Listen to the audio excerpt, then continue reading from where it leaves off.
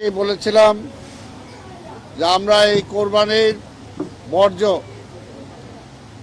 আমাদের মাননীয় প্রধানমন্ত্রী জনাব তারেক রহমান আমাদেরকে সময় দিয়েছিলেন 12 ঘন্টার মধ্যে প্রত্যেক দিনের কোরবানির বর্জ্য পরিষ্কার করতে হবে। আমরা টার্গেট দিয়েছি প্রতিদিনেরটা 8 ঘন্টার মধ্যে আমরা বর্জ্য অপসারণ করব। প্রথম দিনের আমাদের মোট বর্জ্য অপসারণের টার্গেট 15,935 টন। এই বর্জ্য আমাদেরকে ঢাকা শহর থেকে সংগ্রহ করতে হবে। আপনারা বুঝতেই পারেন এটা একটা বিশাল কাজ। এই কাজে নিয়োজিত আছে আমাদের প্রায় 13,453 জন আমাদের কর্মী নিয়োজিত আছে এবং তারা সব জায়গা থেকে ময়লা আবর্জনা সংগ্রহ করছে। সেগুলোতে তারা স্কেচে নিয়ে আসবে। এখান থেকে তারপরে আমাদের মাতোয়াইলে যে ডাম্প করার যে জায়গা আছে সেখানে তারা আমাদের ট্রাক করে সেগুলো নিয়ে যাওয়া হবে। যানবাহন 2117টাই আমরা ব্যবহার করছি। আশা করি যেটা আমাদের সাফিসিয়েন্ট হবে। আপনাদেরকে আমি ধন্যবাদ জানাই আপনাদের মাধ্যমে নগরবাসীকে।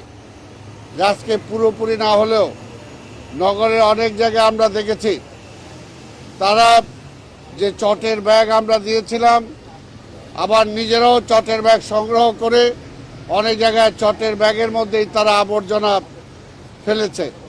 আবার কিছু কিছু জায়গায় আমরা দেখেছি এটার ব্যত্যয়ও ঘটেছে। বিশাল পরিমাণ বর্জ্য যত্রতত্র তারা সেগুলো ফেলেছে। ইনশাল্লাহ আমরা বিশ্বাস করি এই বছর যতটুকু ডিসিপ্লিন হয়েছে আগামী বছর জনগণও পুরোপুরি এই বিষয়টা অনুধাবন করতে পারবে।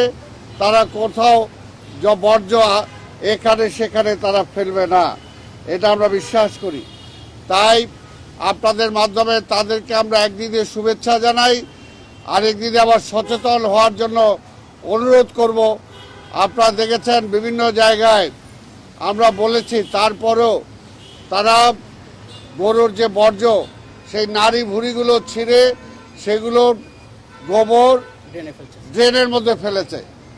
এটা পরিষ্কার করা আমাদের জন্য খুব কষ্টকর ব্যাপার। আমাদের পরিচ্ছন্ন কর্মচারীদের জন্য এটা কষ্টের ব্যাপার। যা হোক, এইবার যারা করেছেন আমরা পরিষ্কার করার চেষ্টা করব, কিন্তু ভবিষ্যতে যেন তারা এই কাজটা না করেন সেই ব্যাপারে আপনাদের মাধ্যমে আমরা তাদেরকে সচেতন করতে চাই। আর সর্বোপরি আমি মহান আল্লাহ তাআলার কাছে শুকরিয়া আদায় করি যে মহান আল্লাহ তাআলা গত 3 দিন যেরকম আমাদের বৃষ্টি হয়েছে, আজকে আল্লাহর তরফ থেকে আমরা পেয়েছি যে আজকে সকাল থেকে এখন পর্যন্ত কোনো বৃষ্টি হয় নাই। আজকে মূল কোরবানিটা বৃষ্টির আগে সবাই সেরে ফেলতে পেরেছে এবং আমরাও হয়তো মূল আবর্জনাটা বৃষ্টি হওয়ার আগে আমরা সেরে ফেলতে পারবো, এটা আমরা আশা করি।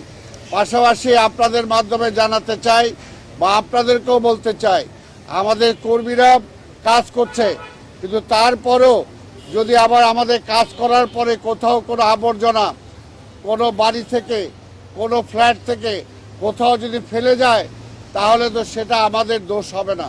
নিশ্চয়ই আমরা সেটা আগামীকালকে পরিষ্কার করব, কিন্তু সেটা যাতে আবার না হয় ওই এলাকাটায় পরিষ্কার পরিচ্ছন্ন হয় নাই।